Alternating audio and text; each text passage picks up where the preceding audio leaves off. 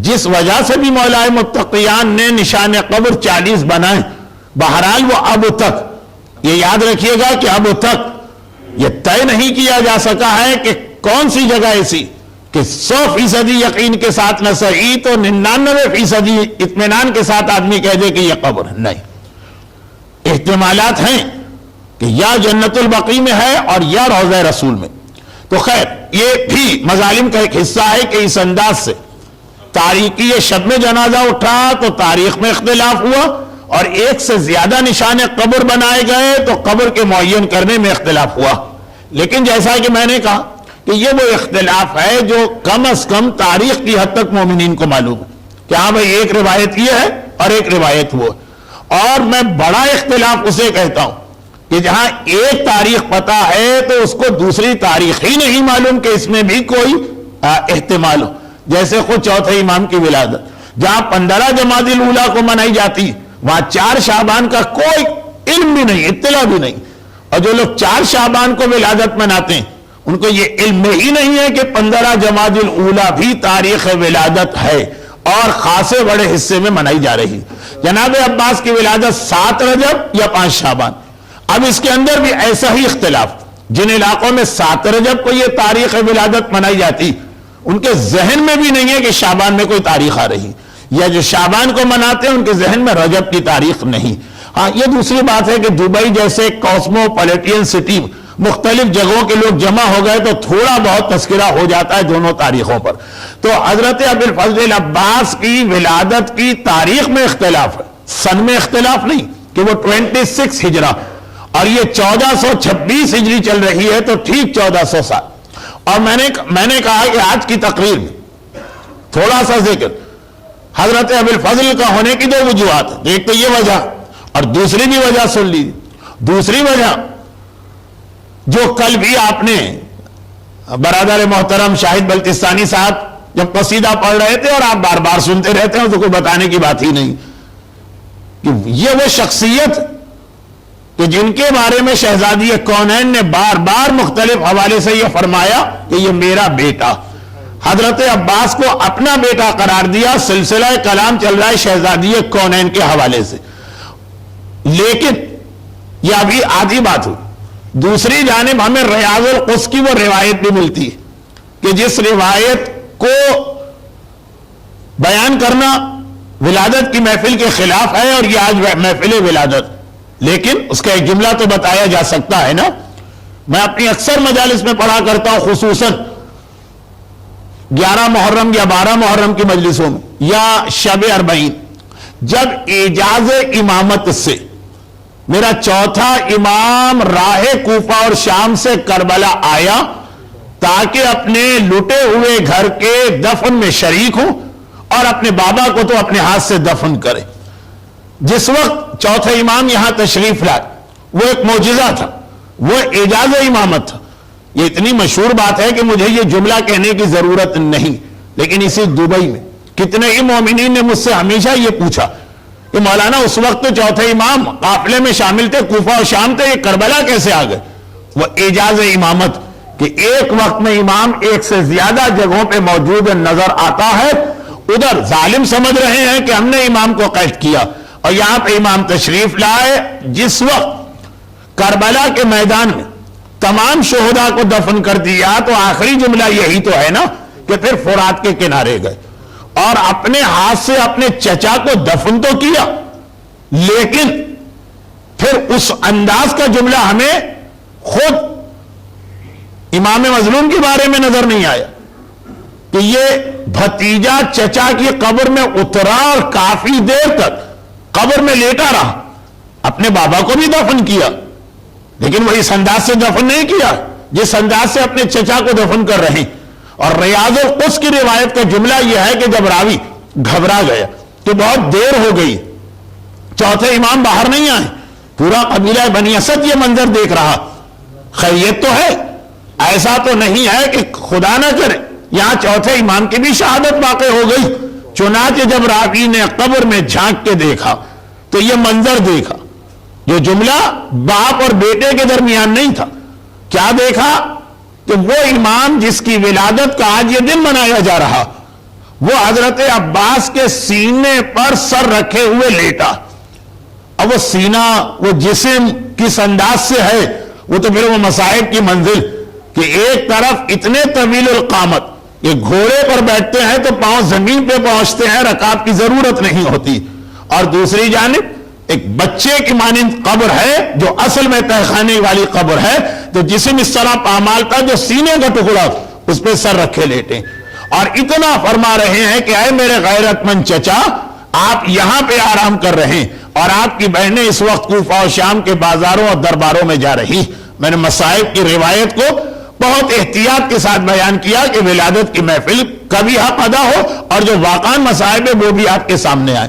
تو سلسلہ مجالس اور محافل شہزادی کونین اور چوتھے امام کے حوالے سے, شہزادی کونین نے بھی ابی الفضل العباس کو یاد کیا, یہ میرا بیٹا, اور میرے چوتھے امام نے امام معصوم ہونے کے باوجود اس طرح سے اپنے بابا کے سینے پہ سر نہیں رکھا قبر میں جا کے, جس طرح حضرت عباس کے سینے پہ سر رکھ کر ہمیں یہ بتایا کہ اس شخصیت کی عظمت کو پہچانو. تو جب یہ سلسلہ مجالس کا دادی اور پوتے شہزادی کونین اور چوتھے امام کے حوالے سے ہے, تو درمیان اس لیے تھوڑا سا ذکر حضرت عباس کا آ گیا, لیکن یہ دوسری وجہ, پہلی وجہ بیان کر چکا, اس کو نہیں دہرانا چاہتا ہوں. اگرچہ اس میں ایک تیسری وجہ بھی میں ملا سکتا ہوں, اور وہ تیسری وجہ یہ کہ زمانے کا امام ظاہر ہونے کے بعد جس وقت ایک بیعت لے گا, اور اس بیعت میں سرسری طور پہ دیکھیے تو 25 باتوں کا وعدہ لیا جائے گا. آج چونکہ آخری مجلس ہے تو آخری مجلس میں عموماً پہلے کی مجلسوں کے کچھ جملے جو ہیں وہ دہرائے جاتے ہیں, تو یہ خالی وعدہ نہیں لیں گے, خالی بیعت نہیں لیں گے, ساتھ میں یہ بھی ارشاد فرمائیں گے کہ جب تک تم ان باتوں پر مجھ سے بیعت نہیں کرتے ہو میں اپنا جہاد شروع نہیں کروں گا.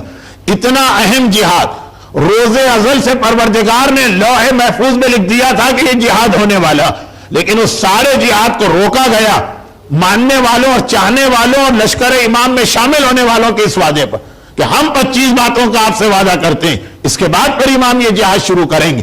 یہ 25 باتیں ان 3 چیزوں کے اندر جا کے جمع ہو گئی, جو آج کی صدی کا سب سے بڑا مسئلہ کہ دنیا کو گمراہ کرو, دنیا کو اصل مسائل سے ہٹاؤ. کس مسئلے میں الجھا کر, یہ لفظ بار بار منبر پہ آنا مناسب نہیں ہے, ایک ہی بار اس وقت عرض کر رہا ہوں. ایک تو سیکس کے مسئلے میں اس طرح الجھا دو کہ ایسا لگے کہ دنیا کا سب سے بڑا مسئلہ یہی, نوجوان لڑکے اور لڑکیوں کو گمراہ ہونے کے طریقے سکھاؤ, اس انداز سے ان کے سامنے ماحول پیش کرو. اور دوسری چیز دولت, دولت کی ہوس, دولت کی لالچ, اور وہ اس انداز کی کہ جو چیزیں انسان کی ضرورت نہیں ہے اسے بھی ضرورت میں داخل کیا جائے. تیسری چیز طاقت, طاقت جو انسان کا سب سے زیادہ دماغ خراب کرنے والی چیز ہے. یہ بار بار آپ نے سنا. اب میں نے یہ عرض کیا کہ سب سے پہلے اور سب سے بھرپور طریقے سے شہزادی کونین نے ان 3 چیزوں سے بچنا ہمیں سکھایا, اور اس کی تشریح 7 دن اسی بات میں تو گزرے ہیں نا, اسی کی تشریح ہوتی رہی.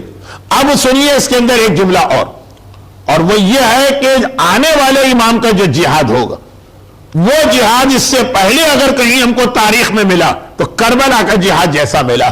آپ کو ایام ازا کی میری مجالس یاد ہوں گی جس میں ایک جملہ میں کہتا ہوں, وہ وہاں تو پورا گھنٹہ بنتا ہے, یہاں پہ ایک جملہ کہہ رہا ہوں کہ اگر کبھی کسی کو بہت مختصر یہ سمجھنا ہو کہ لشکر امام کس طرح سے بنتا ہے, اس میں شامل ہونے کا طریقہ کیا ہے, اس میں شامل ہونے کی شرائط کیا ہے, تو وہ اور یا تو ایک جائیے پوری احادیث کی کتابیں دیکھیے, اور یا مختصراً صرف یہ دیکھ لیجئے کہ کربلا کا لشکر کیسے بنا, کربلا کے لشکر میں شامل ہونے کی شرائط کیا تھی. جو کربلا کا لشکر تھا وہ وہی زمانے کے امام کا لشکر تکرار کے ساتھ آئے گا, ریپیٹ ہو کے آئے گا. جو وہاں کی شرائط تھی وہ یہاں کی شرائط ہے, جسے وہاں سے نکالا گیا اسے یہاں سے نکالا جائے گا, جسے وہاں پہ بلایا گیا اسے یہاں پہ بلایا جائے گا. کربلا کے لشکر کو سمجھو, زمانے کے امام کا لشکر سمجھ میں آ جائے گا. اور اس کے اندر ابھی ایک جملہ, اس لیے کہ کربلا میں امام نے خاص طور پر دعوت دے کر چند اور لوگوں کو بھی بلایا, لیکن سب سے مشہور نام جو اس کے اندر آتا ہے وہ حضرت حبیب ابن مظاہر کا آتا, اور بھی کچھ شخصیتیں سب سے زیادہ اسی حوالے سے ابھی ایک بات ہونے والی ہے. لیکن یہ تو میں نے عرض کیا کہ کربلا کا لشکر, کربلا کے لشکر میں امام مظلوم وہ تو وہی حیثیت رکھتے ہیں جو اپنے لشکر میں امام زمانہ کی حیثیت. امام مظلوم کے بعد کربلا کے لشکر میں سب سے نمایاں نام حضرت عباس کا آتا ہے. اب دیکھیے وہ بیعت نامہ جو زمانے کا امام پیش کرے گا، وہ بیعت نامہ جس سے ہمیں پہلی مرتبہ باخبر کیا مولائے کائنات نے، مشکل کشائے عالم نے، یہ سارے حوالے دے چکا ہوں. وہ بیعت نامہ جس کی تیاری شروع کرائی شہزادی کونین نے، کربلا میں اگر آپ جا کے دیکھی تو حضرت عباس کے کردار میں آپ کو وہ ساری باتوں کی جھلک نظر آ رہی ہوگی. یہ ایک سمبولک لینگویج ہوتی ہے، یہ رمز ہوتے ہیں، یہ اشارے ہوتے ہیں، لیکن یہ ساری باتیں آپ کو نظر آ رہی ہیں. آپ نے سنا تھا کہ شہزادی کونین کی زندگی میں جو شرم، حیا اور حجاب کا تصور اپنے ماننے والوں اور ماننے والیوں کو دیا. خود شہزادی کی زندگی تو چھوڑیے، وہ تو ہمارے مولا کے بارے میں پیغمبر کی حدیث خالی مولا کے بارے میں نہیں، وہ سمجھ لیجئے کہ باقی تمام معصومین کے بارے میں بھی کہ آئے علی تیری معرفت سوائے میرے اور اللہ کے کسی نے حاصل نہ کی. شہزادی کونین کی معرفت سے بھی ہماری عقلیں جو ہیں وہ عاجز. تو لیکن اس میں سے جتنا حصہ اپنے ماننے والوں کو دیا حجاب کے حوالے سے، میدان کربلا میں حضرت عباس سب سے زیادہ کس حوالے سے ہمارے سامنے آتے ہیں؟ ان میں ایک حوالہ وہی جس کی وجہ سے چوتھے امام چچا کے سینے پہ سر رکھے ہوئے فریاد کر رہے ہیں. چوتھا امام اپنے چچا کو یاد کر کے فریاد کیوں کر رہا ہے؟ عباس کی غیرت، خاندان اہل بیت کے حجاب کے محافظ ہونے کی وجہ سے کہ آپ نہ رہے تو یہ حجاب اور یہ چادریں چھینی. عباس کا نام آئے. پھر میں ایک جملہ کہہ دوں اور اس کے ساتھ ڈرتے ڈرتے وہ جملہ بھی کہوں کہ اہل بیت کے گھرانے میں کوئی مثال دیتے ہوئے بھی ڈر لگتا کہ یہ مثال دیتے دیتے کسی اور کی توہین نہ ہو جائے. میدان کربلا میں جتنے بھی بنی ہاشم کے جوان تھے حجاب کے بارے میں سب اتنے غیرت مند تھے، لیکن حجاب کی حفاظت کے حوالے سے سب سے پہلا نام حضرت عباس ہی کا آتا. وہ نظام حجاب جو امام زمانہ کے بیعت نامے کا پہلا حصہ بننے والا، اور وہ نظام حجاب جس کی تربیت شہزادی کونین نے دی کربلا کے میدان میں بھرپور طریقے سے. حضرت عباس کے بارے میں آپ کو معلوم ہے نا، حضرت عباس تقریر کے عادی نہیں، اگرچہ علی کے وارث ہیں تقریر بھی کر سکتے ہیں، لیکن حضرت عباس کے پاس کردار اور عمل کے ذریعے سے پیغام پہنچانا ہے. تو پہلی چیز حجاب، یعنی آخری زمانے میں لشکر امام کا پہلا خطرہ ہے بے حجابی، پہلا خطرہ ہے دنیا کو ان کو سیکس میں انوالو کر لینا، پہلا خطرہ ہے عورت کے حوالے سے گمراہ کرنا اور عورت کو مرد کے حوالے سے گمراہ کرنا. میدان کربلا میں حضرت عباس محافظ حجاب بن کے آ رہے ہیں. حضرت عباس شرم و حیا اور غیرت کا جو تصور ہونا چاہیے ایک مرد کے پاس، اس کی بہترین مثال اپنے کردار کے ذریعے سے بیان کر رہے ہیں. میں بہت مختصر بات کر رہا ہوں کیونکہ آج کا موضوع حضرت عباس ضمنی ہے، لیکن اتنا ضمنی بھی نہیں. دوسری چیز دولت کس چیز کا نام؟ کہ آدمی، جو میں نے اہل بیت کے حوالے سے بات کہی کہ آدمی مجبوری کا نام صبر کر کے خاموش نہ رہے.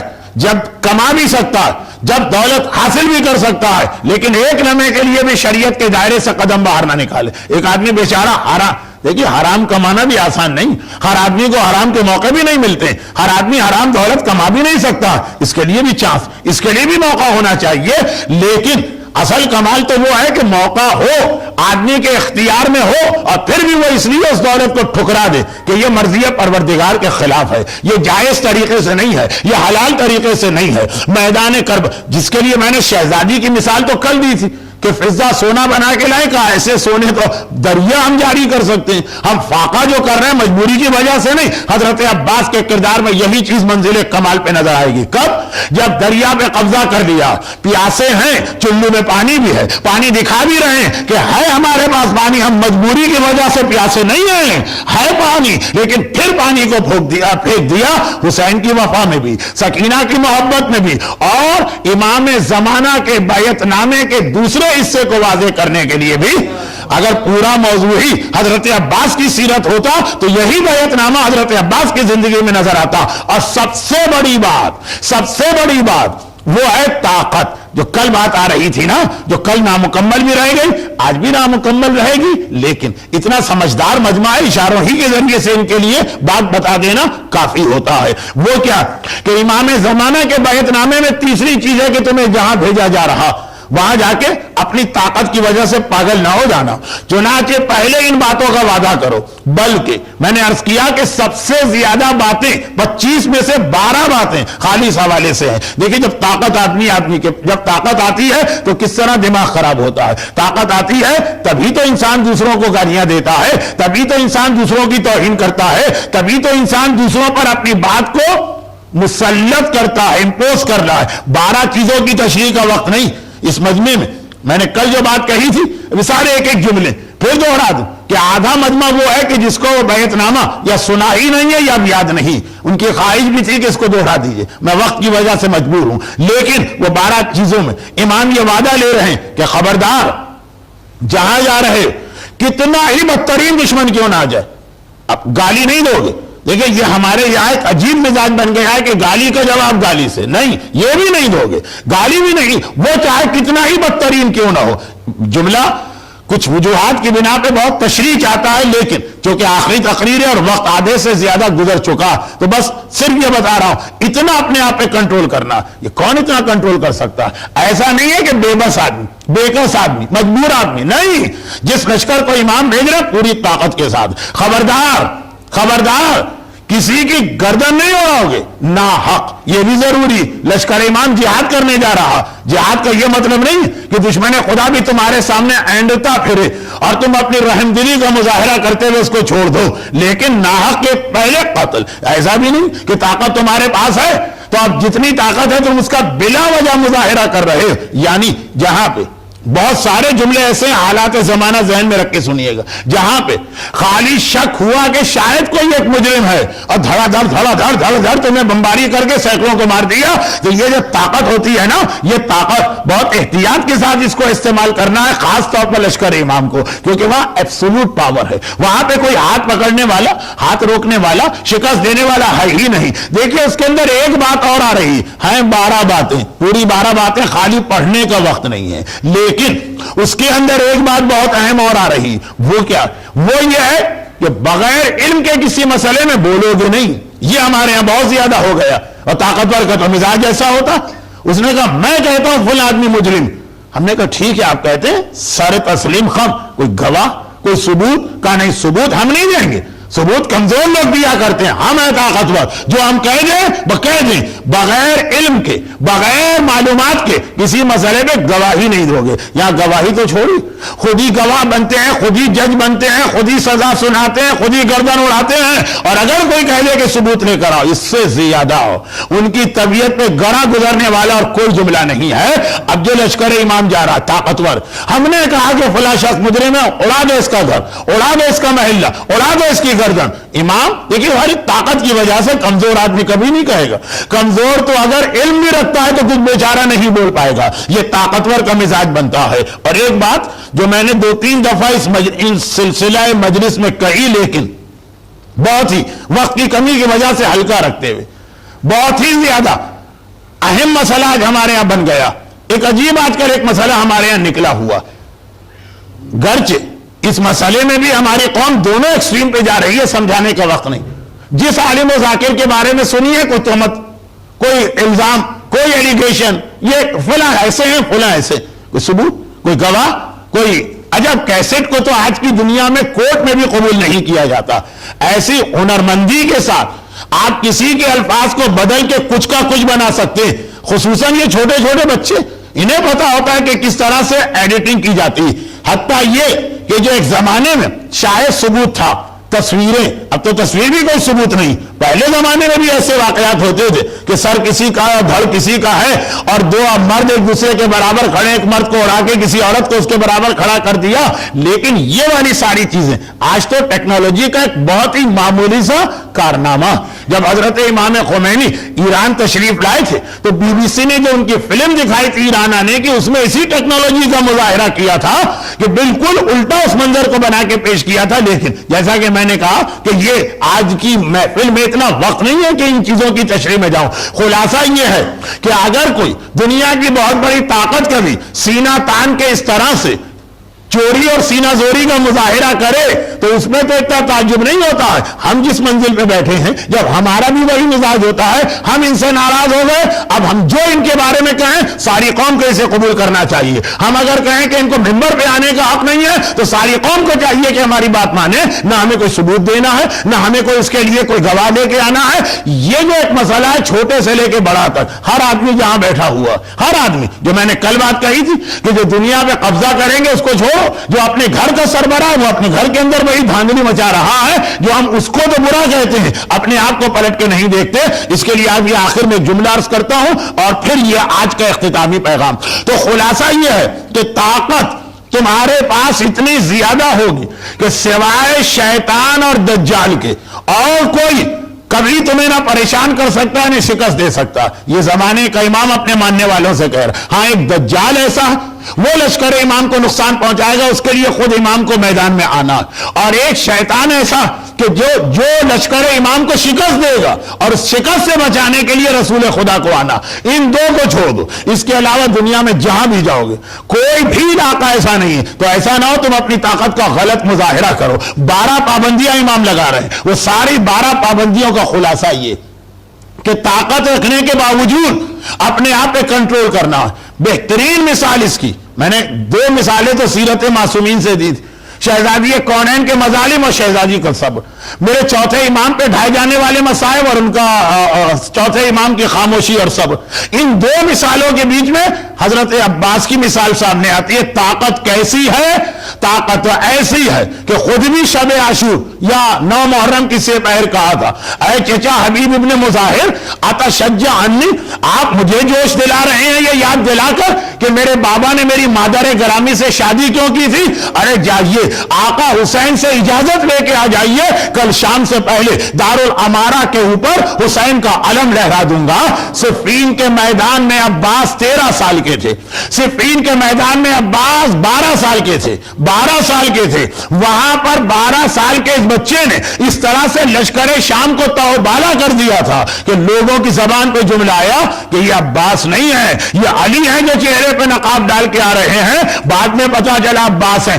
12 برس میں جب وہ جوش شجاعت اور وہ بہادری اور طاقت تھی, تو یہ تو 34 سال کا اس وقت کڑیل جوان جو اپنے ہر طاقت کے اعتبار سے قوت شباب پر ہے, جو پیک پر ہے, پورا میدان کا. اور یہی وجہ ہے, یہ سارے جملے ایک ایک جملہ, یہی وجہ ہے کہ پورا 30,000 کا لشکر عمر سعد وہ کسی سپاہی سے اتنا پریشان نہیں تھا, حتیٰ امام مظلوم سے بھی اتنا پریشان نہیں تھا جتنا حضرت عباس سے پریشان تھا. پوری رات میٹنگ چلتی رہی نا کہ کس طرح سے عباس کو حسین کے لشکر سے توڑ کے نکالا جائے. وہ اتنی طاقت کے باوجود حکم امام آ گئے, عباس سب کو تلوار چلانا ہے, تمہیں نہیں تلوار چلانا ہے. عباس نے تلوار پہ ہاتھ نہیں ڈالا, طاقت رکھتے ہوئے کنٹرول. کل جو میں نے مثالیں دی تھی وہ ذرا نگیٹو مثالیں تھی, یعنی نگیٹو برے معنوں میں نہیں. دشمن کہہ رہا ہے, دشمن ظلم کر رہا ہے اور انسان خاموش ہے. اور آج اس وقت براہ راست امام حکم دے رہا تمہیں خاموش رہنا ہے, اور عباس کا ہاتھ تلوار پہ نہیں جا رہا ہے. درخواست کرتے ہیں لیکن جب منع کر دیا جاتا ہے تلوار نہیں چلاتے ہیں. ہم میں سے کتنے لوگ ایسے ہوتے, ہم میں سے کتنے لوگ ایسے ہوتے کہ اگر ہمارے پاس اتنی طاقت ہوتی, اتنی بھی نہیں ہوتی, کوئی بھی طاقت نہ ہوتی, کوئی بھی طاقت نہ ہوتی, کوئی طاقت نہ ہوتی, ہمارے سامنے وہ مظالم ہو رہے ہوتے, آقا کہتے رک جاؤ. ہم کہتے ہیں کہ نہیں آقا, اس وقت آپ کی نافرمانی آپ کی محبت کی وجہ سے کر رہے ہیں. اللہ جہنم میں بھی جلا دے تو جلنے کو تیار ہے. ہم سے ہرملا کا تیر نہیں دیکھا جاتا ہے, ہم سے علی اکبر کے کلیجے کی برچھی نہیں دیکھی جاتی ہے. ہم کیا مانتے ہیں اس وقت حکم امام؟ ہم کہتے ہیں نہیں مولا آپ کا حکم اپنی جگہ, جو آپ کی محبت ہمارے پاس ہے وہ ہمیں مجبور کر رہی ہے. چنانچہ آپ دیکھیں گے کتنی ہی ایسی منزلیں جہاں ہم صریحتاً امام کی محبت میں امام کے حکم کی مخالفت کر رہے ہیں. امام کی محبت میں جس انداز سے بعض اوقات صاحبان ایمان کی زبان پہ کچھ شخصیتوں کے لیے گالم گلوچ آ جاتی ہے, کسی شخصیت کے مظالم بیان کرنا الگ, لیکن اپنی زبان کو نجس و آلودہ کرنا وہ بہرحال اسلام میں حرام نہیں. مولا آپ کی محبت کی وجہ سے ہم یہ سب کریں گے, چاہے آپ ہم کو روک بھی رہیں. اس کی 85 مثالیں ہیں, لیکن پھر یہ آج کا موضوع رہ جائے گا. طاقت رکھتے ہوئے اتنا کنٹرول کہ عباس تمہیں تلوار نہیں چلانا. اب عباس ہرملا کا تیر تو چھوڑ کر باقی جتنے مصائب ہیں سب عباس کے سامنے ہوئے. آپ سوچئے خود کہ اپنے سامنے عباس نے یہ منظر کیسے دیکھا، اکبر کے کلیجے میں برچی کا پھل اتر رہا، اپنے سامنے عباس نے یہ منظر کیسے دیکھا کہ قاسم کا بدن ٹکڑے ٹکڑے ہو رہا، تلوار بھی ہے، طاقت بھی ہے، کس چیز نے عباس کو روکا ہوا، کس چیز نے روکا ہوا؟ صرف ایک چیز نے کہ وہ حکم امام سے قدم آگے نہیں بڑھانا، طاقت رکھتے ہوئے اس طرح سے کنٹرول کرنا ہے۔ اور یہیں پر ایک مختصر سی بات یہ عرض کر دوں کہ عباس کا یہ رتبہ کہ آج عباس کو وہ لقب ملا ہے جو ایک امام معصوم کا لقب، باب الحوائج۔ دیکھیں بنیادی طور پہ باب الحوائج کا لقب ہمارے ساتویں امام موسی کاظم علیہ افضل الصلاۃ والسلام کا، خاص ساتویں امام کا یہ ایک مخصوص لقب ہے، گرچہ حاجتیں پورے ہونے کے حوالے سے علی سے بہتر کون امام جن کو یہ لقب ملے، اور کربلا والے میرے مظلوم آقا سے بڑھ کے کون ہے جن کو یہ لقب ملے، اور ہماری عورتیں تو حاجتیں پوری ہونے کے حوالے سے سب سے بہتر واقفی شہزادی کی کہانی سے ہیں، گرچہ ہماری عورتوں ہی میں ساتویں امام کو بھی پکارنے کا جذبہ گزشتہ 20-25 سال سے شروع ہو گیا، لیکن یہ لقب خاص ساتویں امام کا، اب میں یہ وجہ نہیں بتا رہا ہوں کہ باقی کا کیوں نہیں، لیکن یہ ساتویں امام کا مخصوص لقب جو اس طرح سے پروردگار نے ان کے لیے رکھا کہ مولا کو بھی ظاہری اعتبار سے لقب نہ دیا، ورنہ مولا بھی باب الحوائج۔ البتہ وہ لقب اگر کسی اور کو ملا ہے تو وہ غیر معصوم حضرت عباس کو۔ دیکھیں جملہ کہتے ہوئے میرا کلیجہ ٹکڑے ہوتا، اگر شریعت ہمارے راستے میں رکاوٹ نہ بنے تو 14 معصوم کو بڑھا کے اس سے زیادہ کرنے کو دل چاہتا۔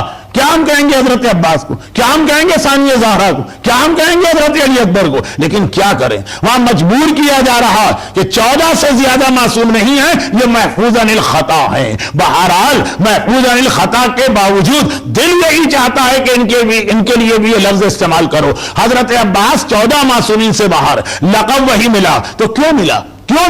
ایک بڑی وجہ اس کی وہی جو آج آپ کی سمجھ میں آ گئی تو میرا موضوع سمجھے مکمل ہو گیا، اور وہ بڑی وجہ یہ ہے کہ پروردگار کا ایک اصول، جو خدا کے لیے جتنی بڑی قربانی اور سیکریفائس دیتا پروردگار اسی انداز سے اس کو پلٹ کے اجر دیتا۔ میں قیامت کے اجر کی بات نہیں کر رہا، وہ تو اپنی جگہ دنیا میں بھی خدا اس کو وہی خصوصیت عطا کیا کرتا، دنیا میں بھی۔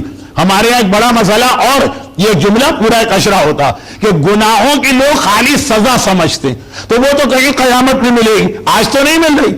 گناہوں کا بدلہ، گناہوں کی پاداش، گناہوں کی خرابی اس دنیا میں بھی آدمی کے سامنے آتی ہے۔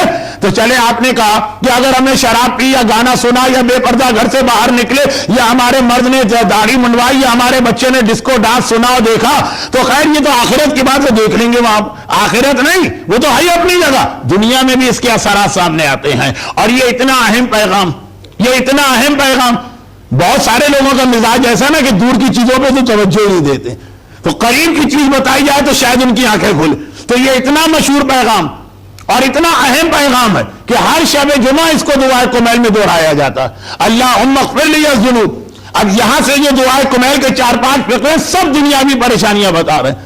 اللہم اغفر لی الذنوب التی تحتک الاسم، اللہم اغفر لی الذنوب التی مثلا تنزل البلاء، اللہم اغفر لی الذنوب التی تحبس وہ جتنے بھی اللہم اغفر لی الذنوب والے فقرے دعائے کمیل میں، آخری فقرے کو کے علاوہ سب میں پیغام یہی ہے کہ اگر تم یہ سمجھ رہے کہ گناہ ثواب مرنے کے بعد قیامت دیکھی جائے گی، قیامت تو دیکھی جائے گی نہیں، ابھی اس دنیا میں تمہارے سامنے اثرات آتے ہیں، لیکن خالی گناہ کے نہیں، نیکیوں کا بدلہ جو قیامت میں ثواب مل رہا ہے وہ اپنی جگہ ہے، وہ یہاں بھی ملتا۔ دعا، شب جمعہ دعا کی رات، چوتھا امام دعا کے حوالے سے مشہور، تو دعا کا ایک اصول کیا یہ نہیں کہ اگر آپ کسی پریشانی میں مبتلا اور یہی پریشانی آپ دیکھیں کسی اور مومن کو بھی تو اپنے سے پہلے اس کے لیے دعا کرے، خالی سرسری نہیں، لوگوں کو سنانے کے لیے نہیں، دل کی گہرائی سے۔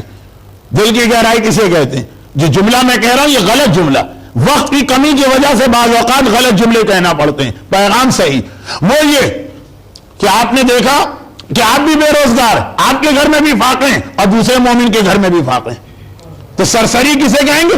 اے خدا اسے روزی عطا فرما اور مجھے عطا فرما۔ اور دل کی گہرائی کیا ہے؟ جملہ غلط ہے پھر کہہ دوں، اے خدا اگر تیرے پاس صرف ایک جاب ہے تو اسے دے دے، مجھے نہ دے، باقاعدہ دل کی گہرائی سے۔ اب یہ جو میں نے کہا ایک جاب ہے، یہ خدا کی قدرت کے خلاف یہ کہ اے خدا اگر تیری مصلحت کا تقاضا یہ، اب یہ جملہ صحیح ہو گیا کہ صرف ایک بیمار کو شفا دے سکتا تو اسے دے دے، مجھے نہیں چاہیے شفا۔ اگر تیری مصلحت کا تقاضا ہے کہ صرف ایک بے اولاد کو اس وقت اولاد دے سکتا، اسے دے دے اولاد، مجھے نہیں چاہیے۔ دل کی گہرائی سے جذبے کے ساتھ دعا کا اصول، یہ جو دعا کا اصول، اچھا اس کی وجہ کیا بتائی گئی؟ یہ آدمی کیوں ایسا کہے گا؟ کتنے لوگ ایسے ہوں گے؟ وجہ یہی تو بتائی، اور اسی امام نے بتائی ہے جن کا لقب باب الحوائج، کہ جس وقت تم دل کی گہرائی سے یہ جملہ کہتے ہو، 70,000 فرشتے پلٹ کے کہتے ہیں خداوندہ اس نے اس کے لیے دعا مانگی، اب ٹھیک یہی چیز ہم 70,000 معصوم فرشتے اس مرد مومن کے لیے مانگ رہے ہیں۔ وہ قیامت کے دن جو اجر و ثواب ملے گا چھوڑیں، نیکیوں کے بھی دنیا میں اثرات ہیں، گناہوں کے بھی اثرات ہیں۔ کچھ دعائے کنیل کا بھی میں نے ذکر کر دیا، کچھ دعا کا بھی ذکر کر دیا۔ حضرت عباس نے پروردگار کے کہنے پر، امام مظلوم کے فرمان پر اپنی زندگی کی سب سے بڑی خواہش چھوڑ دی۔ دیکھیے ہر آدمی کی زندگی کی ایک خواہش ہوتی، کسی کو بڑا اچھا مکان چاہیے، کسی کی زندگی کا ٹارگیٹ ہے کہ ایک وہ دن آ جائے کہ میں اچھی گاڑی میں بیٹھ کے لوگوں کے سامنے آؤں، کسی کی خواہش ہوتی ہے کہ بہترین مجھے بیوی ملے، کسی کی خواہش ہوتی ہے مجھے بہترین اولاد ملے۔ ہر آدمی کی زندگی میں دعائیں بہت ہیں، لیکن ایک بہت بڑی خواہش وہ اس کا ٹارگیٹ ہوتا، جیسے ہمارے یہاں جو ہمارے قابل احترام علماء وہ آپ کو بتائیں ان کے حالات تو بڑی کہ جی جب سے ہم نے وہ سنبھالا ہماری سب سے بڑی خواہش ہے کہ پروردگار ہمیں مجتہد یا مرجع بنا دے۔ اب ایک بڑی خواہش ہوتی ہے ہر آدمی کے پاس۔ حضرت عباس کی زندگی کی تو ایک ہی خواہش تھی، ایک ہی خواہش تھی، ساری زندگی دہراتے رہے۔ وہ خواہش کیا تھی کہ جس کے لیے میرے بابا نے میری مادر گرامی سے عقد کیا تھا وہ دن آئے تو میں اپنی تلوار کے جوہر دکھاؤں۔ ساڑھے 34 سال، پورے 34 سال جو عباس کی عمر ہے، یہ تمنا عباس کے دل میں رہی۔ 34 سال سوچتے رہے وہ وقت تو آنے پائے پھر میں دکھاتا ہوں کہ کس طرح میں اپنے بابا کی بہادری کا وارث و جانشین۔ ساری زندگی کی خواہش، اور جب وہ وقت آ گیا کہ یہ خواہش پوری ہو، اسی دن عباس سے کہا گیا سب تلوار چلائیں گے، تم نہیں تلوار چلا سکتے۔ عباس نے اپنی زندگی بھر کی مراد اور زندگی بھر کی حاجت حکم خدا پہ قربان کر دی۔ اب یہ نظام پروردگار ہے، تم نے میری وجہ سے اپنی مراد قربان کر دی، اب جو تمہارے نام پہ مرادیں لے کے آئیں گے ان کو جھولیاں بھر بھر کے عطا کیا جائے گا۔ باب الحوائج، باب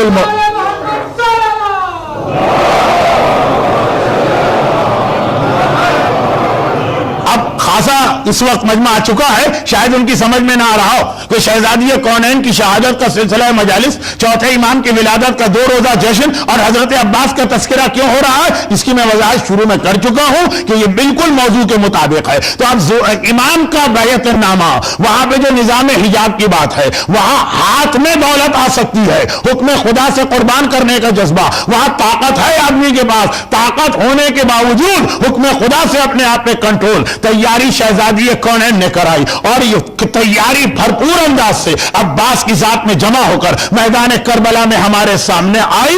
اس لیے بھی خالی اس لیے نہیں، وہ تو دوسری وجہ، اس لیے بھی شہزادی نے کہا عباس میرا بیٹا ہے۔ لیکن اب یہاں پہ واپس اصل موضوع پہ جائیے، اور وہ یہ میں نے اصل جو بات تھی، اصل بات جو اصل اس وقت آخری فقرہ، یہ 3 مرتبہ کہا، جب تینوں چیزیں الگ الگ بتائی تھی، آج پھر اسے جمع کر کے جاتے جاتے آخری پیغام دے رہا ہوں۔ 3 مرتبہ الگ الگ یہ جملہ کہا کہ بھائی اسلام نے بتا تو دیا تمہیں ایسا بننا، لیکن طریقہ کیا؟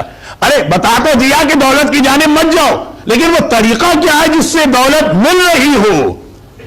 مجبوری کا نام صبر غلط ہے، اختیار کا نام صبر ہے جو بار بار میں سمجھا رہا ہوں، لیکن وہ طریقہ کیا ہے کہ آدمی اختیار رکھتا ہو اور پھر بھی مثلا نامحرم عورت کی جانب قدم نہ بڑھائے، حرام دولت کی جانب قدم نہ بڑھائے، طاقت رکھتا ہو اور پھر بھی لوگوں کی باتیں برداشت کرے۔ تو 3 مرتبہ میں نے ایک جملہ آخر میں کہا تو تھا نا، وہ جملہ نہیں، آج اس کے بعد کا جملہ، بس اسی پہ اختتام ہے، یہ خلاصہ ہے، یہ نچوڑ ہے پورے 8 دنوں کی محافل اور مجالس کا، کہ میں نے 3 مرتبہ یہ کہا یہ اس وقت ہوگا جب دلوں میں خوف خدا ہو۔ اس کے علاوہ کوئی طریقہ نہیں ہے کہ آدمی کو موقع مل رہا ہو، اختیار ہو، اور پھر بھی وہ اپنے قدم روک لے۔ گاڑی کو روکنے کے لیے بریک ہوتا ہے، مومن کو روکنے کا بریک صرف یہ کہ خوف خدا دل میں ہو۔ خوف خدا دل میں ہو تو یقیناً بن کر سنور کر سج کر ایک لڑکی سامنے آ رہی ہے اور آدمی اپنی نگاہیں ہٹا لے گا، حرام چل کے اس کے گھر پہ آ رہا ہے، اس کو خود نہیں جانا، اسے کوئی کوشش بھی نہیں کرنا، حرام چل کے اس کے پاس آ رہا ہے، خوف خدا ہوگا تو وہ اس کو منع کر دے گا۔ طاقت ہے، اور وہ دیکھ رہا ہے کہ کمزور ترین انسان پھونک مارو تو اڑ جائے، اور وہ اس طرح سے میرے ساتھ بدتمیزی کر رہا اور پھر بھی اپنے آپ پہ کنٹرول کرے، کب؟ جب خوف خدا دل میں ہوگا۔ شہزادی کونین کا وہ شیشیاں، وہ بوتلیں خوف خدا کے آنسو سے جمع کرنے سے لے کر چوتھے امام کا جہنم اور قیامت کی آگ کو بطور مثال پیش کرنا، یہ ساری اب ایک آخری بات کہ ٹھیک ہے خوف خدا دل میں ہو تو یہ ہوگا، لیکن خوف خدا کیسے پیدا ہوتا؟ دیکھ ہر چیز ایک دوسرے سے ملی ہوئی ہے کہ ٹھیک ہے خوف خدا، لیکن خوف خدا دل میں آتا کیسے؟ خوف خدا دل میں پیدا کیسے ہوتا؟ اس کا جواب بھی شہزادی کونین اپنے اس خطبے میں دیا، اور ایک طرح سے کربلا میں اسی کے دوسرے رخ کو عمل کے ذریعے بتایا گیا۔ یہ جتنا بھی بیعت نامہ اور تیاری، یہ قولن بھی ہے، یہ فعلن بھی ہے۔ ایک منزل پہ معصوم زبان سے بھی اصول بتاتے ہیں، دوسری منزل پہ وہی اصول ان کے عمل کے ذریعے بھی ہمارے سامنے آ رہا ہوتا۔ خوف خدا یہ بنیاد، صحیفہ کاملہ کو پڑھ جائیے، خوف خدا ہی خوف خدا ہے، لیکن یہ خوف خدا دل میں کیسے آئے؟ شہزادی کونین جو اپنا خطبہ دے رہی، میں اگرچہ اس خطبے پر اسی دبئی میں 2-3 مرتبہ الگ الگ اشعے پڑھ چکا ہوں، لیکن پھر بھی حق تو یہ ہے کہ اس کا حق ادا نہ ہوا، اور حق یہ ہے کہ اسے بار بار دہرانا پڑتا، تب مومن کو یاد ہوگا۔ خطبے کا پہلا حصہ ایسا جس کا کوئی تعلق موقع اور محل سے نہیں۔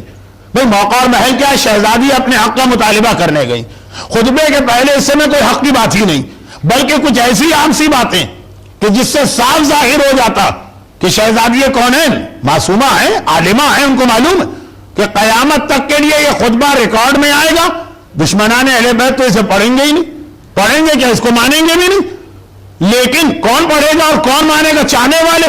تو یہ پیغام ان کو ایک مل گیا، باقی باتیں تو غیروں سے ہیں، لیکن جب ایک خطبہ میرا خطبہ میرے چاہنے والے پڑھیں گے تو خالی یہ بات نہ ہو کہ میں نے غیروں سے کیا کہا، ان کو بھی ایک پیغام ملے۔ چنانچہ خطبے کے پہلے حصے میں ذرا سوچیے، شہزادی جا رہی ہے اپنے حق کا مطالبہ کرنے، اور وہ فدق کا مطالبہ تو نہیں تھا، وہ اصل میں یہ بتانا تھا کہ خلافت و امامت کس کا حق ہے۔ لیکن شروع میں بات کہاں سے ہو رہی؟ کہاں سے بات شروع ہو رہی؟ نماز، روزہ، حج، امر بالمعروف، شراب حرام، چوری حرام۔ دیکھیں وہ حق کا مطالبہ، عام گفتگو میں، عام مجلسوں میں حق کا مطالبہ، یعنی کربلا کی وضاحت ہوتی ہے، اس میں نماز روزے کی بات آ جائے تو لوگ ناراض ہو جاتے ہیں۔ 1400 سال کے بعد وہاں عین مین مظالم کے درمیان شہزادی کھڑی، اور اس وقت بات کیوں ہو رہی ہے؟ نماز کیوں واجب، روزہ کیوں رکھا گیا، حج کیوں اسلام میں آیا، امر بالمعروف کی کیا اہمیت ہے، اس کے بعد حرام کا بھی تذکرہ ہوا، چوری نہ کرو۔ آج اگر کبھی یہ موضوع مجلس میں آ جائے، لوگ کہتے ہیں ہم کو کیا KG کلاس کا بچہ سمجھ رکھا؟ شہزادی کونین کے خطبے میں جا کے دیکھیے، شراب سمجھ میں آئی، چوری کا بھی ذکر ہے، کم تولنے کا بھی ذکر ہے، یہ سارے واجبات و حرام شہزادی نے اپنے خطبے کے پہلے حصے میں بتایا۔ اس کے بعد ایک جملہ کا، اور پھر اس کے بعد دربار خلافت کی طرف متوجہ ہوں۔ خطبہ شروع کیا حمد پروردگار سے، مخاطب سب کو کر رہی ہے، سب سے مطلب قیامت تک کے مومنوں کو۔ اب یہ ساری چیزیں بتائیں، یہ واجبات ہیں، یہ حرام، تو لا محالہ اس وقت ذہن میں ایک سوال آئے گا۔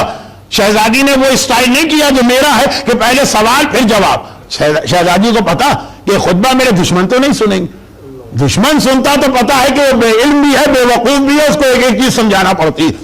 یہ خطبہ تو باب مدینۃ العلم کو پکڑے ہوئے مومن سنیں گے، ان کے لیے اشارہ کافی ہے۔ تو واجبات و حرام بتائے، پھر ایک جملہ شہزادی نے عجیب ارشاد فرمایا، وہ جملہ قرآن کی ایک آیت ہے، اور بس وہ اصل میں سوال کا جواب ہے کہ شہزادی ہمیں پتا یہ سب چیزیں واجب، اور ہمیں پتا چل گیا یہ سب چیزیں حرام ہیں، کیا کریں؟ دل نہیں مانتا، کیسے اس کی پابندی کریں؟ تو شہزادی کا جملہ سنیے، قرآن کی ایک آیت کی تلاوت کی، انما یخشی اللہ من عبادہ العلماء ولا تموتن الا وانتم مسلمون۔ یہ دو الگ الگ آیتیں، کہا سنو اور یہ بھی سن لو، یہ بھی سن لو، اللہ سے صرف وہ لوگ ڈرا کرتے ہیں جو صاحبان علم ہوتے ہیں، اور خبردار ایسا نہ ہو کہ موت کا فرشتہ تمہارے پاس آئے، تم اسلام سے نکل چکے ہو۔ دو پیغام اس میں آ رہے ہیں، ایک پیغام یہ آ رہا ہے کہ یہ واجبات و حرام کو معمولی چیز نہ سمجھو، اگر اس نظام کی مخالفت کرتے رہے تو ہو سکتا ہے وقت موت تمہارا ایمان ہی تمہیں چھوڑ کے چلا جائے۔ شب جمعہ دعائے عدیلہ۔ اور اس سے پہلے کا پیغام، اللہ سے فقط وہ ڈرتے ہیں جو صاحبان علم ہیں۔ تو شہزادی نے اشارتاً وہ پیغام دیا کہ ان تمام چیزوں کی پابندی کون کرے گا؟ کہا جس کے دل میں خوف خدا ہو۔ تو سوال یہ کہ خوف خدا دل میں کیسا پیدا ہوتا ہے؟ کہا کہ خوف خدا انہی کے دل میں ہوتا ہے جو صاحبان علم ہوتے ہیں۔ تو بس پیغام مکمل ہو گیا، جتنا اپنا علم بڑھاتے جاؤ گے اتنا خوف خدا تمہارے دل میں بڑھتا جائے گا، جتنے زیادہ جاہل رہو گے اتنا خوف خدا دل میں سے کم ہوتا چلا جائے گا۔ یہی مسئلہ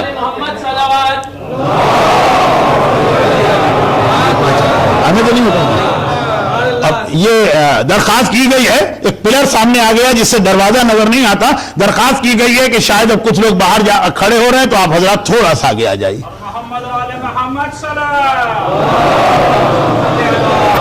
اور وقت کی کمی کی وجہ سے بس میرا بیان آخری مرحلے میں شہزادی نے لیکن 2 لفظ استعمال ہو گیا قرآن کی آیت کی تلاوت کی، خوف خدا اور صرف ان کے دل میں جو صاحبان علم ہیں۔ اب ہم اپنی زندگی میں بھی اس کا مشاہدہ کرتے، کیا یہ کوئی ایسی بات نہیں ہے جو قرآن ہی میں آئی ہو؟ نہیں، یہ عقل میں بھی ہے۔ عقل اور قرآن تو ایک ہی چیز ہے نا، جو قرآن کہتا ہے وہ عقل کہتی ہے، جو عقل کہتی ہے وہ قرآن کہتی ہے۔ ہمارا بچہ جب تک نہ سمجھ ہوتا، جب تک اس کے پاس سمجھ و معرفت نہیں آتی ہے، وہ کسی چیز سے نہیں ڈرتا، وہ آگ میں بھی ہاتھ ڈال دے گا، وہ سانپ کو بھی پکڑ لے گا، وہ شاید شیر کے جیسے جیسے علم و معرفت آتی ہے ویسے ویسے آگ سے کس طرح بچا جاتا ہے۔ سانپ کتنی خطرناک چیز ہے، یہ چمکتی ہوئی دھار جو چھری کی ہے یہ کھلونا نہیں ہے، یہ جان لیوا ہے۔ ہم اپنی عام زندگی میں دیکھتے ہیں جیسے بچہ بے علم ہے، بے خبر ہے، نا سمجھ ہے، ویسے ویسے وہ جری ہے، وہ بے باک ہے، وہ بہادر ہے، وہ ہر خطرے میں قدم رکھ لیتا ہے، اور جیسے جیسے علم و معرفت آتی جاتی ہے ویسے ویسے اسے احساس ہوتا ہے کہ خطرات کسے کہتے ہیں۔ یہ عام زندگی کا مشاہدہ ہے۔ یہی چیز بیماری کے حوالے سے، جب آپ بڑے ہو گئے، بالغ ہو گئے، میچور ہو گئے، سمجھدار ہو گئے، 30 سال کے 35 سال کے، لیکن اگر آپ کو کسی بیماری کی خرابی کا احساس نہ ہو تو آپ یہ بھی کھائیں گے، وہ بھی پیئیں گے، ادھر بھی قدم بڑھائیں گے۔ جیسے جیسے آپ کو معلومات دی جائیں، چاہے ڈاکٹر دے، چاہے میڈیا دے، چاہے کتاب، بھئی یہ بیماری اتنی خطرناک ہے، آج یہ کر رہے ہیں، نتیجہ یہ نکلے گا اندھے ہو جاؤ گے، لنگڑے ہو جاؤ گے، کڈنی فیل ہو جائے گا، ہارٹ جو ہے جواب دے جائے گا۔ جیسے جیسے علم بڑھتا جاتا ہے ویسے ویسے خطرات سے آگاہی ہوتی ہے، ویسے ویسے خوف پیدا ہوتا جاتا ہے۔ تو وہ جو عام زندگی کا مسئلہ ہے وہی شریعت کا مسئلہ ہے۔ جب تک بے علم ہو، جب تک جاہل ہو، جب تک کم معرفت رکھتے ہو، کسی چیز کا بھی خوف نہ ہوگا۔ جہنم کو بھی کھیل سمجھو گے، قیامت کو بھی کھیل سمجھو گے، قبر کو بھی کھیل سمجھو گے، حساب کتاب کو بھی کھیل سمجھو گے۔ جیسے جیسے اپنا علم بڑھاتے جاؤ گے ویسے ویسے معرفت ہوتی جائے گی، ویسے ویسے خوف خدا دل میں پیدا ہوتا جائے گا۔ یہی وجہ ہے کہ جو جتنا بڑا عالم ہے اسلام میں اتنا ہی زیادہ وہ خوف خدا سے روتا نظر آتا ہے، حتیٰ جو عصمت کی منزل میں پہنچ جائے اس سے زیادہ خوف خدا میں گریہ کرنے والا آپ کو کوئی نہ ملے گا، چاہے وہ دعائے کمیل کی شکل میں گریہ ہو، چاہے وہ دعائے عرفہ کی شکل میں امام حسین کا گریہ ہو، چاہے وہ صحیفہ کاملہ کی شکل میں میرے چوتھے امام کا گریہ ہو۔ تو سب سے بڑی یہی ذمہ داری قرار پائی۔ اور چوتھے امام کے حوالے سے بات کہوں اور آپ اپنا آج کا موضوع بلکہ 8 دنوں کا سلسلہ مکمل کرو، اور وہ یہ کہ یہ بھی سنیے ولادت چوتھے امام کی ہے نا، 2 روزہ جشن چوتھے امام کا ہے نا، اس لیے یہ لائٹنگ ہو رہی ہے۔ تو اب سنیے، ہر امام معصوم صحیح معنوں میں دنیا کے سامنے کب آتا؟ صحیح معنوں میں ولادت کے موقع پہ نہیں آتا، بچپنے میں نہیں آتا، شہادت کے موقع پہ نہیں آتا۔ ہر امام معصوم کا جو دنیا کے سامنے صحیح تعارف ہوتا ہے وہ ہوتا ہے اس کی امامت جس سے شروع ہوتی۔ پیغمبر 40 سال رہے لیکن صحیح جو تعارف رسول ہوا وہ بعثت جس دن اعلان رسالت کیا۔ امامت بہت اہم چیز ہے۔ چوتھے امام کی امامت جس دن ہوئی، پہلا پیغام چوتھے امام نے کیا دیا؟ پہلا پیغام امامت کا ولادت چوتھے امام کی ہے، اور دادی اور پوتے کے حالات بیان ہو رہے ہیں، اسی لیے اس جملے پہ بات ختم کرو۔ پہلا پیغام کیا دیا چوتھے امام نے؟ امامت۔ پہلا دن بہت بڑا لفظ ہے، پہلا گھنٹہ بھی شاید بڑا لفظ ہے۔ پہلا مرحلہ کیا تعارف ہوا؟ زینب کا پہنچنا، کہنا بیٹا سجاد اب تم میرے زمانے کے امام ہو، یہ بتاؤ کہ ہماری شرعی ذمہ داری کیا ہے؟ کہا علیکن بالصحرا، اب آپ جنگل میں چلی جائیے۔ یعنی سب سے پہلا جملہ جب کوئی حکمران برسر اقتدار آتا ساری دنیا اس کے ہونٹوں کو دیکھتی ہے، پہلا جملہ کیا کہہ رہا، یہ پہلا پیغام کیا کہہ رہا؟ پہلا پیغام جو چوتھے امام کی زبان پہ آیا وہ مسئلہ شرعی ہے، وہ مسئلہ فقہی ہے۔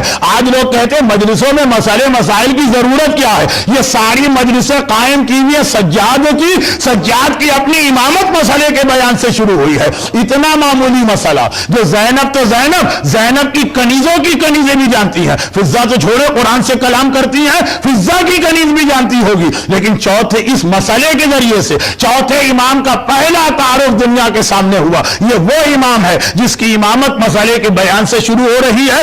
اسی کی قائم کی ہوئی مجلس میں اگر مسائل کا بیان نہ ہو تو اس سے زیادہ کم علمی اور کم معرفت کیا ہے؟ اور اسی کی بھی چھائی بھی صف اعضاء پر اگر یہ اعتراض ہو جائے, یہ کیا ہمارے علماء نے نیا طریقہ نکالا ہے مسئلے مسائل. تو گویا نہ سجاد کی معرفت حاصل کی گئی ہے نہ ہی مقصد سجاد کی, اور بس یہاں پہ بات مکمل ہو گئی. تو وہ تین چیزیں تیاری شہزادی نے کرائی, لیکن تینوں کا خلاصہ خوف خدا. خوف خدا کا طریقہ علم بڑھاتے جاؤ, اور علم کی اہمیت جلتے ہوئے خیموں میں سیدانیوں کے سروں پہ چادر نہیں ہے, چاروں طرف سے آگ میں گھری ہے. امامت کو پہلا جملہ کہنا ہے اور وہ مسئلہ شرعی سے آغاز ہو رہا ہے. کون امام معصوم؟ کون امام معصوم؟ آج کی یہ ولادت کا جشن ایک اور جنبہ خوشی رکھتا ہے کہ ہمارے ایک برادر محترم کے گھر میں کو خوشی کا موقع آ رہا ہے, جس کے حوالے سے ان کی طرف سے نیاز بھی. تو اسی پہ بات ختم کر رہا ہوں, اور وہ یہ کہ دادی اور پوتا تیاری کے حوالے سے بھی, پیغام کے حوالے سے بھی 8 دن میں نے آپ کی سما خراشی کی. دادی اور پوتے کی سیرت کی مشابہتیں میں نے اس سے پہلے بھی بتائی, آج آخری بات سن لیجیے. اور یہ آخری بات اس حوالے سے بھی کہ اگر اس صف اعضاء پر سجاد ہی کی امامت کا پہلا اعلان نہ ہو تو پھر کہاں پہ ہوگا؟ جو سجاد کی بچھائی ہوئی صف اعضاء, یہ صف اعضاء اس کا تعلق صرف میرے آقا سجاد سے. اور خوشی کی بات آگے تو عرض کروں, سجاد اور فاطمہ میں ایک اور مشابہ. جب بھی کوئی مومن آتا کہتا ہے فرزند رسول میرے گھر میں خوشی ہے, آپ ذرا آئیے, تشریف لائیے, اپنے قدموں سے برکت دے دیجیے. تو کسی نے مکان خریدا, مولا آپ کے قدموں کی برکت چاہیے. کسی کی شادی ہوئی, مولا آپ کے قدموں کی برکت چاہیے. کسی کے بیٹے یا بیٹی کی شادی ہو رہی ہے, ہر ایک کو منع کرتے. کربلا کے بعد ہمارے یہاں سے خوشی میں شرکت کا رواج ہی اٹھ گیا. اور تڑپ کے اگر کوئی کہہ دے فرزند رسول, تو اگر کوئی آپ کو بلانا چاہے اور برکتیں لینا چاہے تو پھر کیا طریقہ اختیار کرے؟ کہا میرے بابا کی مجلس قائم کر دے, صف اعضاء بچھا دے. اس لیے میں بار بار کہہ رہا ہوں صف اعضاء کس طرح بچھوائی, میرے بابا کی صف اعضاء بچھا دے, پھر میں آتا ہوں. اور جب بلانے والے نے صف اعضاء بچھا کے بلایا اور پھر گیا کہ لوگ آ گئے تو مولا کو لے کے آؤ, دیکھا دروازے پہ مولا کھڑے. مولا آپ نے زحمت کی, میں تو لینے آ رہا تھا. کہا جہاں میرے بابا کی صف اعضاء بچھتی ہے, ضرورت نہیں ہے کہ کوئی مجھے دعوت دے اور مجھے بلائے, میں خود سے وہاں پہنچتا ہوں. خالی سجاد پہنچتے, بس یہ آخری جملے ختم آج کی گفتگو. کیا خالی سجاد پہنچتے؟ ایک بار سجاد تو آگے بیٹھ گئے اور اختتام پہ لوگوں نے دیکھا کہ جہاں بیٹھے تھے وہاں موجود نہیں ہے. صف اعضاء میں آخر میں جہاں مومن آتے ہیں وہاں پہ سجاد غشی کے عالم میں. مولا آپ یہاں ممبر سے وہاں کیسے پہنچ گئے؟ کہا کہ جیسے ہی میرے بابا کے مصائب شروع ہوئے میں نے دیکھا میری دادی تشریف لا رہی ہیں اور وہاں بیٹھ کر بال کھول کے ان سب کے حق میں دعا کر رہی ہیں, تو میں اپنی دادی کا ساتھ دینے وہاں چلا گیا. پتا چلا سجاد اور فاطمہ کی سیرتوں میں ایک شباہت اور بھی ہے, وہ یہ کہ جب آپ کے گھر میں خوشی ہو اور آپ چاہیں کہ فاطمہ آپ کے یہاں آئے اور آپ یہ چاہیں کہ سجاد آپ کے یہاں آئے, تو ایک بار 2 جملے صحیح کربلا اور حسین کے مصائب کے بیان کر دیجئے, اور جہاں فاطمہ جاتی ہیں وہاں سجاد آتے ہیں, جہاں سجاد آتے ہیں وہاں فاطمہ آتی ہیں. تو یقیناً آج کی اس محفل میں جو 8 روزہ اس سلسلے کی آخری محفل تھی اور اختتام کو پہنچی, کائنات کی شہزادی, کونین کی سردار, رسول زادی, حسنین کی مادر گرامی بھی تشریف فرما ہوں گی, اور میرا مظلوم آقا صف اعضاء کو بچھانے والا, اپنی امامت کا آغاز مسئلہ شرعی سے کرنے والا میرا چوتھا امام بھی ہوگا. صاحبان ایمان ولادت کی خوشی میں بھی آئے ہیں, ایک برادر محترم کی خوشی میں بھی. پروردگارا تجھے واسطہ چہاردہ معصومین کا, لیکن خصوصاً ان شہزادی کونین اور چوتھے امام کا جن کی مناسبت سے یہ 8 روزہ بیان ہوا, اور جو یقیناً اس محفل میں بھی تشریف فرما ہوں گے, تمام صاحبان ایمان, خصوصاً جو لوگ آج کی محفل میں آ سکے ہیں اور جن کی جانب سے آج نیاز کا اہتمام ہے, دنیا اور آخرت کی ہر پریشانی سے انہیں محفوظ فرما. ان تمام صاحبان ایمان کی ساری حاجتیں پوری فرما. خداوندہ ہمارے تمام مرحومین, خصوصاً جو لوگ آج کی محفل میں آئے ہیں، ان کے خاندان کے تمام مرحومین، تمام شہداء ملت، خاص طور پر حالیہ واقعات میں جو شہادتیں ہو رہی، ان سب کو جوار سید الساجدین اور جوار سید الشہداء سے ملحق فرما۔ خدا بندہ ابو الفضل عباس کا تذکرہ ہوا۔ ابو الفضل عباس سقا کا نام ہے جو پیاسوں کی پیاس بجھاتا ہے۔ اس مجمع میں جو لوگ پیاسے ہیں، چاہے اولاد کی پیاس ہے، چاہے روزگار کی پیاس ہے، چاہے صحت کی پیاس ہے، چاہے کسی دنیاوی مسئلے کی پیاس ہے، چاہے آخرت کی پیاس ہے، بے حق سقائے کربلا ابو الفضل عباس